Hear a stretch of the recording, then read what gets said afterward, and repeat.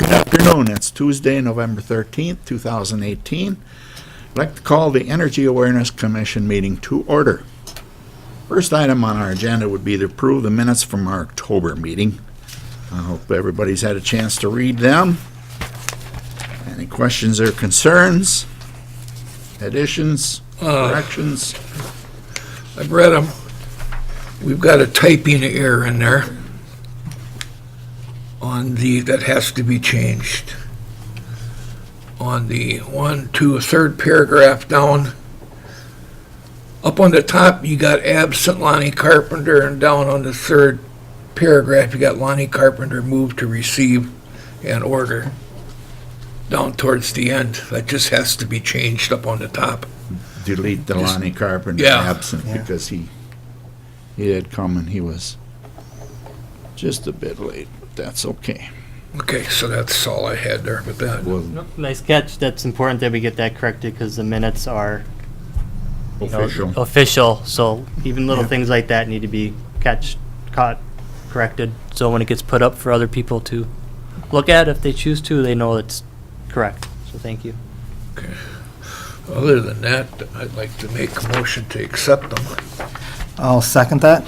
Motion been made and seconded to approve the minutes. All in favor, say aye. Aye. Minutes have been approved. First item on our agenda then is to review the Conservation Improvement Program Statement of Expenses. And Derek, I'm gonna let you take over on that. You've got a couple items to highlight there. The attachment, of course, what I've been trying to do each month is the accounts we're talking about, I've been highlighting in yellow so you can actually see the numbers. So we'll start with the furnace rebate, which is a year-long rebate, but of course, they're starting to come in a little bit more heavily since they're starting to get turned on and used. This account had a beginning balance of $25,000. October saw $1,685 rebated back to customers. And the year-to-date activity has been just over $15,000, so we have about $97,000 remaining in the furnace rebate account. The furnace check and clean rebate, $30,000 starting balance. We have a current balance of $21,000, $178 for the furnace check and clean, which is we've given back $3,142 to customers just in October. Year-to-date total rebate given to customers, $8,822, which is an estimate of 200 furnaces checked and cleaned so far. And I just wanted to put a reminder that that numbers of 200 furnaces is just an estimate because when we advertise for the rebates, the advertisement comes out of that actual account. So that's why, if you actually did the math, it's different, but so that's why it's an estimate of 200 furnaces. And that, of course, has just begun, so that's going to be, since I did these numbers, we've been getting a lot more from vendors. And a reminder that the furnace check and clean, and same with what's coming up, the AC check and clean, that's taken off the bill. So a person gets an AC check and clean, a furnace check and clean. We don't actually rebate the customer. It gets taken off their bill from the vendor and rebate or reimburse the vendors. I've noticed that. Next is AC check and clean, which has ended for the year. The beginning balance of this rebate was $18,000. A total of $840 was rebated during October, which was, came in kind of late. They were done at a later month, but it was submitted by the vendor later. The rebated amount in October was completed during, so like I just said, that different time frame. The ending balance of this program was $578.55. Came out pretty close on Yep. that one, didn't they? And I highly doubt that any will straggle in at this point, but that will be allocated to something else, like the high efficiency lighting rebate, which we're a couple $1,000s over. So We'll increase that next year, huh? I believe we did. I think we did. Yeah. And then, of course, the open house, which is mostly at this point used for Public Power Week. Let's see, we had a beginning balance of $5,000 that he had put in for this year. After the event on the 11th of October, We have a remaining balance of $811.55. And as far as I know, there's no other bills coming in for that. That account actually would have been closer to zero or almost over budget, but I was able to get some local grocery stores. Cash Bags and Hy-Vee donated some things. We got a discount from New Home Wholesale, A.A. Charmel. They gave us 10 or 15% on our total purchase of each thing, which cut the price down, which was really nice. So while it's nice to have, obviously, all our accounts get close to zero, it's nice when some of these are done and we have some left over, because I know there's going to be other accounts that are going to go over. Yeah. So it's a nice little cushion. But it'll get used up. And like I said, the attachment highlighted are the accounts that we're going to be talking about each month. So if there's any questions about something we discussed or anything you see on the income statement, be I happy just to. have one simple question, the open house expense. Yep. Does anybody else pay for that, or does that come out of our budget? It comes out of our budget. Well, what does not come out of our budget regarding that would be if there is any employees, such as union members, that would be getting paid overtime. Their department pays for that. We're We're not- basically sponsoring the open house for the public utilities. Correct. But like the water department and all those things, we cover the whole shebang, huh? Correct. We're nice guys. And that's. They know and- where to come. And, and this year was kind of it was a much more, it was a bigger event than what I think they've had in past years. It's not going to be like that every year. It might be something smaller for Public Power Week. And if we, as the EAC, or even the Public Utilities wants to do a separate event at a different time, this says open house. It's not just Public Power Week. It's just evolved that we could use this open house money for Public Power Week. But it's an open house account. We can Do you kind of make we 'em- can kind of use it as we see fit, I think. Do you make them kiss the pinky ring No, when they come for it? no. The other question that I had is our holiday LED lighting. Is that gonna be enough money in there? Based on past? Based on past, Performances were I wonder if that probably would take too long to look. What I budgeted for next year as well. I'm sure somewhere in this I have that. I think this is still what the past person in my position budgeted. So I'm hoping that that's what he based Mhm. that starting balance. And I believe I did something pretty similar. And that was based off of a 3 or 4 year average of usage, so we'll find out. I'm guessing just like the high efficiency lighting rebate and residential lighting, we budget so much money and then more people start installing energy efficient lighting. They've already installed it. It's supposed to last longer, right? Yeah. So it gets a little less usage or less rebates coming, just a little bit more each year, or it stays pretty stagnant, so. Just in looking past, I believe last year, the 3,000 was put in there, but Okay. I don't know that we used it all last year. Yeah, we do have the flexibility to cover it from other accounts, so I'm hopeful that that will get heavy use. Any other questions, concerns, comments? Derek, do you know the programmable thermostats? Do you see more activity in that in the fall, winter, or? I guess I just would have expected maybe a little more through that one by Yeah. now, but. If there is gonna be usage with that, it will start happening now. No. Yeah, just because people will start turning on everything now. Yeah. And getting to that, as you know, I've been trying to contact businesses for getting thermostatic valves installed. I talked to one of the businesses today to see if the vendor that came along with me had contacted them, because they haven't contacted me yet. Mhm. And I've contacted the vendor twice, and this person just had about $1,000 steam bill. So, I told them, well, we have money to rebate to get that stuff fixed.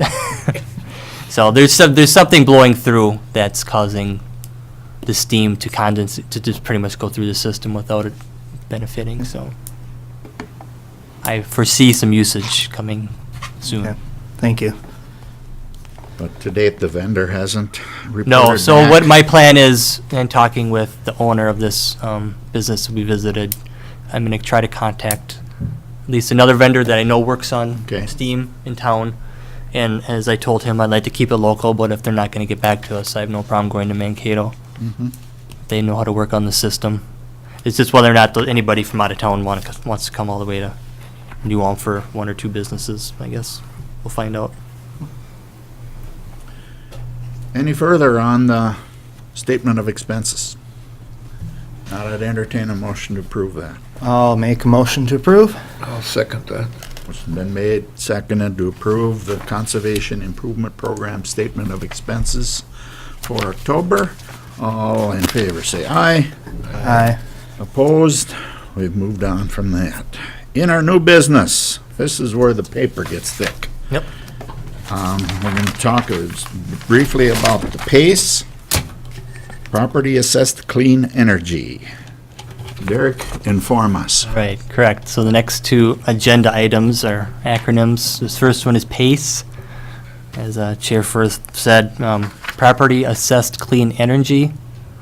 What PACE is an economic development engine that's energized local communities and economies. PACE makes it possible for business owners and nonprofit properties to obtain low-cost, low-term financing for energy efficiency, water conservation, renewable energy projects, and more. PACE allows property owners to make these fixed improvements without the upfront capital expense. Costs for the improvements are paid back through a special assessment on their taxes. The increase in property taxes is offset by the decrease in energy costs, so that the property owner sees no change in the bottom line. And I've attached some examples in a brochure on PACE. So the first is a restaurant, I think it was Lucan somewhere in, yes, Lucan in Redwood County.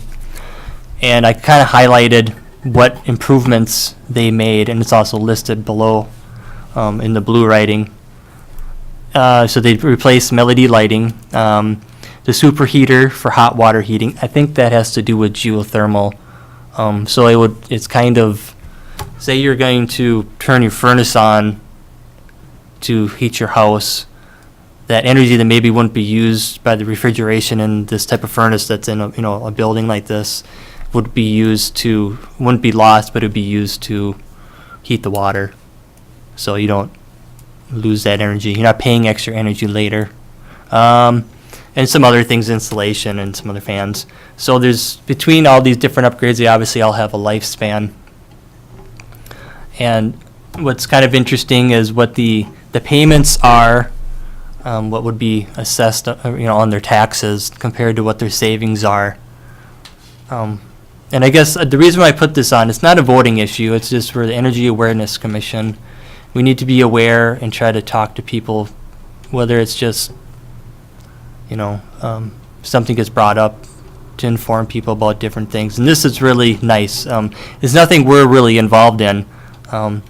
It's through the Rural Minnesota Energy Board, and it's administered by, I know the acronym, but I can't remember, Southwest Regional Development Commission. So I have seen some things where you could almost get 100% upfront cost to get these projects done. And, the theory is you don't have the money up front. You get the money. It's put on your taxes, so you're going to pay it a couple times a year for X amount, and you're able to pay that extra on your taxes because you're getting that extra savings on your utility bill. Then when it's all said and done, you're done paying that off through your taxes. You have that extra money you're saving to put towards other efficiency factors, building, facelift on the building, anything. Is this basically for small business, big business? It's not necessary. I don't see it used. I don't think it's for like industrial. This is a nationwide thing. Okay, and it's based on if the county wants to participate in the program, because how is it? It gets put on your taxes, right? So the counties have to to be involved in this, and Brown County is a part of this. Certain parts of the nation, not state of Minnesota, but other states, actually have this for residential customers as well. But there's no county in Minnesota that I'm aware of that does this for residential customers. It's just for small commercial, maybe large commercial. What I'm wondering is where does the initial funding come from? I'm not 100% sure. I'm not sure if they lobby for it. And it, the funding from year to year could be different. And when they get that funding beginning of the year, when it's gone, it's something that's gone. You know, 'cause I So go it's back, not I like go region. back to Knott's Bar here where the project was $52,000. Right. Yep. Where's that $52,000 coming from? Well, maybe like Region 9 or something like that. Or maybe even,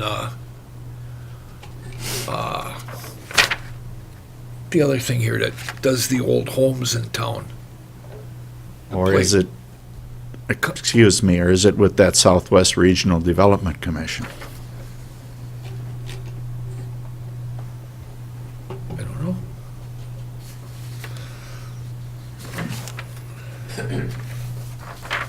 Maybe at a future meeting, we could have this Robin, is it Weiss, the PACE Program Administrator, Yep. come and speak to us and Yep. And this is one. explain it a little bit further. And that's one reason why this is on here, because this is separate, but it ties in with the next thing on the agenda. Yes. And that The certs. is what's going to be brought up, is having people come talk, and one thing is pace, and many other things. So I kind of was looking for some agenda items, and this kind of came up, and I wanted to at least get the word out on it.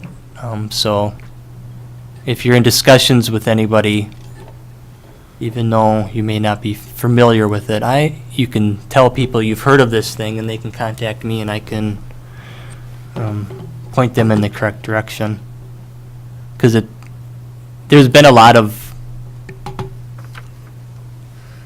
businesses that have used this throughout the state, but I honestly don't think it's utilized as much as they wish, because they seem to be a lot of different places I am trying to promote it. So,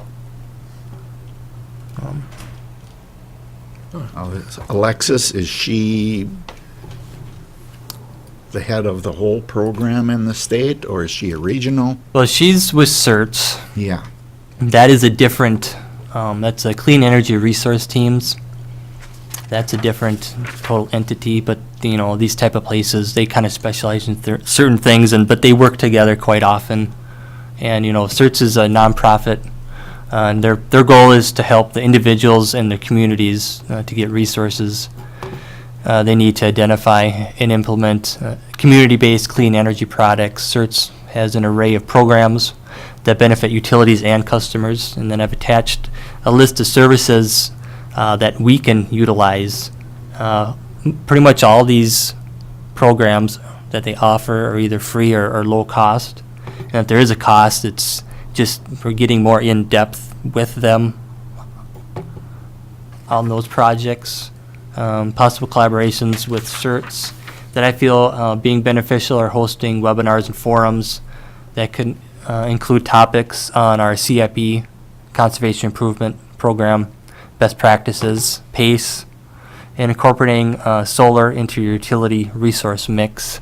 Other events could focus on multifamily conservation programs and key audience meetings, which would be either having them come to the Public Utilities Commission to speak about something we want them to, or having them come here to talk to us about things we're interested in, that we feel we need to be more informed in, or want to be more informed in. So I guess what I'm asking, if there's anything that you have noticed through what they kind of offer, if there's something you want me to contact them about, or at least vote to approve on contacting them Well, on something, and to get something at least started and have them come speak to us about all these programs and what they could do, or if there's specific things that you thought we should have been doing as a group in the past that we are not doing now. we could have them come here, like they said, and listen to them. This is basically, like it says on the other side, for commercial and industrial. It's not for the homeowners.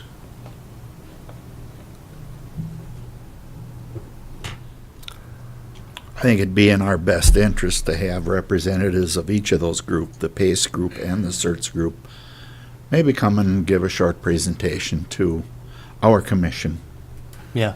at a future date. Yeah, I think so too. And as far as topics, I mean, I think a good overview of kind of everything for a starting point would kind of be good. We could pick and choose topics at that time. Yeah. Mm-hmm. As I'd entertain a motion to invite the PACE and CERTS representatives to speak to the Energy Awareness Commission at a future meeting or meetings. I'll make that motion.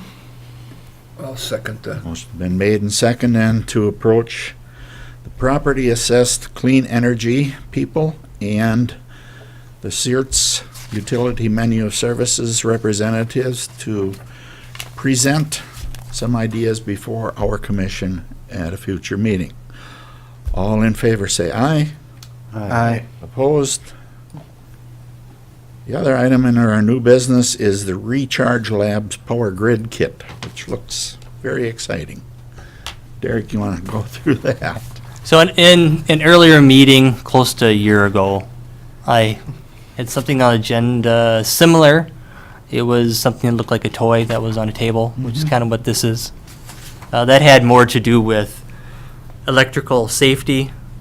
And I think that we could have utilized that, but I think something like this is more in line of what we want to help distribute our message to people. So kind of this overview that I wrote up for this is that utilities around the nation should continually be educating their communities and customers. The New Ulm Public Utilities attempts to educate their customers by holding events such as Public Power Week and classes for district energy STEAM customers. Over the last decade or possibly longer, individuals in the energy services representative position have also visited fourth graders at local schools. The curriculum presented over the last 2 years has been informative, but at times not interactive. It is my belief that a combination of hands-on activities and lecture should be incorporated into the fourth grade presentation. Within the last year, I attended a 2-day event and had the pleasure to meet Michael Arquin from Recharge Labs. His business helps educators and others to inform specifically K through 12th graders about renewable energy and the power grid. Recently, his company has invented and distributes the Power Grid Kit, a fully functioning grid model that provides educators with a one-of-a-kind opportunity to explore power grid systems and solutions with students of all ages. This model helps teach the basics of electrical concepts, allows students to build a grid system, and design scenarios on real systems. I am asking the EAC to approve the purchase of the Power Grid Kit to use for fourth grade presentations in the hopes that the device can be used at community events. Additionally, Recharge Lab offers workshops and seminars to assist the purchaser with the functions of the product and ideas on how to use the product in the classroom. Other purchase options could include having local schools contribute to the purchase of the project. As schools contribute toward the purchase, it could be shared throughout the school year, and we may be able to obtain additional access to information. So attached is, I actually have budgeted under some of my capital things, $5,000 towards the purchase of this. And it kind of can range from about $2,000 to $8,000 for this. This is something that's becoming, it seems, the more I read about it, more popular with some school districts, not only in the country, but when I tried to reach him initially, he had to fly to Australia to teach some classes for some schools that had purchased some down there. So, and one big thing with this, which is something really would be up to the schools, is to get their students involved in national contests on building their own renewable energy projects with wind turbines or solar systems. But that's something to discuss at a later time with the AC and also the schools. So there's different levels, and the level that I'd like to probably purchase is something just for a 1 or 2 day workshop and the kit itself.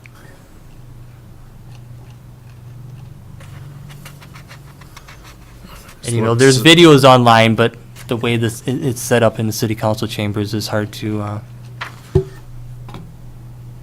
put a link for It looks online. a lot more interactive, and this is what our education system is going to now. More interactive, hands-on types of things. I could be an excellent tool for us to have.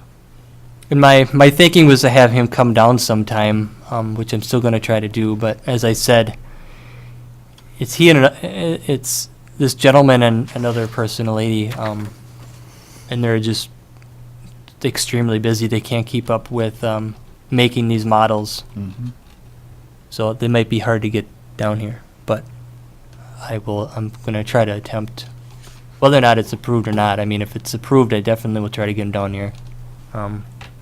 And if it's not because you want to know more about it, that's fine as well. To try to get him or a representative down. And I also want to make a point that if there's any of these seminars that I discuss about, or if you see something and you're interested in like this CERTS, and you see webinars or seminars, I should say, that you're interested in, they should be brought to my attention. Because I'm not sure why, if someone from the EAC is interested in something like this, why you couldn't attend. So. Well, in regards to that power grid kit, I would certainly like to see it. I'd like to entertain a motion to pursue the power grid kit and the accompanying educational materials. I'll make that motion. Motion's been made I'll second that one. and seconded. All in favor, say aye. Aye. Opposed? Let's pursue that a little further. Are there any other items that you guys want to talk about today? If not, I believe our next meeting is December 11th. There's no further business. I'd entertain a motion to adjourn. Motion to adjourn? Motion made and seconded. All in favor? Aye. Aye. We are adjourned. Thank you.